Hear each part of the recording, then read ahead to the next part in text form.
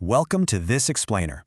Whether you're just commuting to work or heading out on a massive road trip, passing another vehicle is easily one of the most dynamic and honestly potentially dangerous moves you can make on the road. So today, we're going to demystify the actual mechanics, the strict rules, and the surprising mathematical reality behind overtaking. We'll unpack exactly how it works, when you absolutely shouldn't do it, and look at the hard data on what you're actually gaining when you decide to cross that center line. Okay, here's our roadmap for today.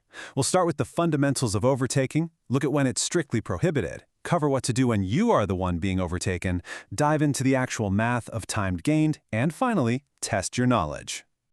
Right, let's jump straight into part 1, the fundamentals of overtaking. Let's put you directly in the driver's seat. We can actually break down this high-stakes maneuver into 5 super practical, easy-to-remember steps. First up, you just move out slightly to the left, kind of peek out to see if the road is clear. Second, you have to verify no one is already trying to pass you, so check that rearview mirror, the side mirror, and your blind spot. Third, indicate left. Fourth, smoothly increase your speed within the legal limit and steer left, making sure to leave plenty of distance. And finally, step 5, indicate right and rejoin your lane. A really great rule of thumb here is to only merge back when you can clearly see the car you just passed in your right side mirror. Now, while the fundamental rule is to always pass on the left, there is one prime exception you should know about. As you can see, with vehicle A turning left here, you are fully permitted to pass on the right. It keeps traffic flowing and, yep, it is perfectly legal under these specific circumstances. There's also a best practice for how you manage your momentum. When you do pass, you really want to aim for what the manual calls a flying overtaking maneuver. Basically, this means you approach the car in front at a higher speed and change lanes well in advance before driving past. This is vastly preferable to an accelerating overtaking, where you tailgate and then suddenly stomp on the gas.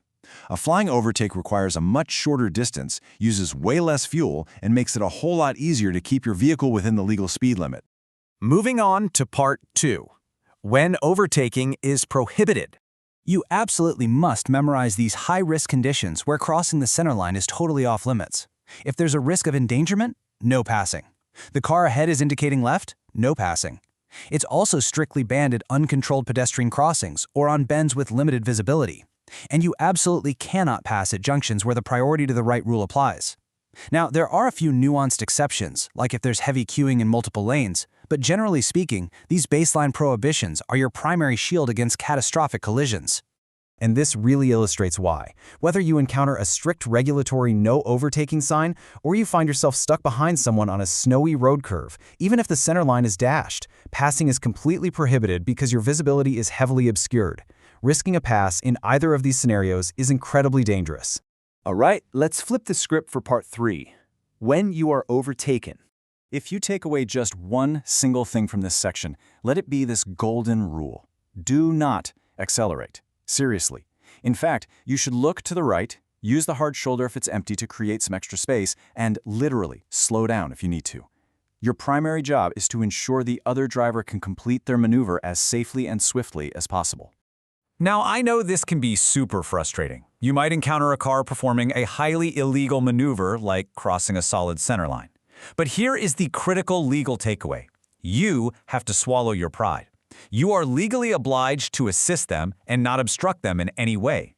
Even if they're breaking the law and doing something incredibly reckless, your responsibility is to prevent an accident, not to enforce traffic rules by speeding up to block them. Okay, here is where things get really interesting. Part 4, the math of time gained.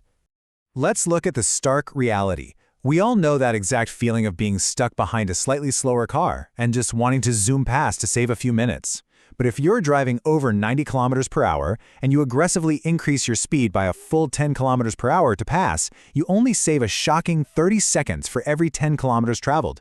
Just think about that, 30 seconds. Let's break down the cold, hard math to prove it. If you increase your speed from 100 to 110 kilometers per hour, well, at 100, it takes you 0.60 minutes to travel 1 kilometer.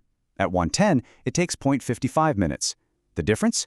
You are only traveling 0.05 minutes faster per kilometer. When you multiply that tiny little fraction across a 10-kilometer stretch, it equals exactly half a minute. This data right here proves exactly why so many overtaking maneuvers are entirely unnecessary compared to the extreme risks involved. You are quite literally risking your life and the lives of others for fractions of a minute. Let's see how much you picked up. Part 5, test your knowledge. Now that we've covered the rules, the exceptions, and the math, let's put you directly back in the driver's seat. Here is your scenario. If you intend to continue straight ahead, is it legally prohibited to overtake this bus in conjunction with the pedestrian crossing right in front of you? The context clues here are absolutely everything. You're behind a red bus, approaching a crosswalk. Earlier, we learned passing is banned at uncontrolled crossings, but look really closely at the traffic lights right beside the crosswalk. They're green. And that brings us to the answer. No, it is not prohibited. Because the crossing is controlled by active traffic signals, passing is technically permitted. This is entirely different from an uncontrolled crossing, where passing immediately before or on the crossing is totally forbidden. However, the manual notes a really great point. Just because it isn't prohibited doesn't mean it's always a great idea. If visibility is poor, the safest bet is always to just wait. Though, as we can see here, the bus is actually acting kind of like a shield, protecting you from any pedestrians stepping out from the right. We've covered a lot of ground today in this explainer. From the 5 mechanics of a safe pass, to your obligations when someone else is passing you, and the vital differences between controlled and uncontrolled zones. But given the strict rules and the undeniable math we've uncovered today regarding the actual time gained, I'm going to leave you with this final thought for your next drive. When you're feeling impatient behind the wheel, ask yourself, is risking a head-on collision really worth saving 30 seconds? Stay safe out there on the roads, everyone.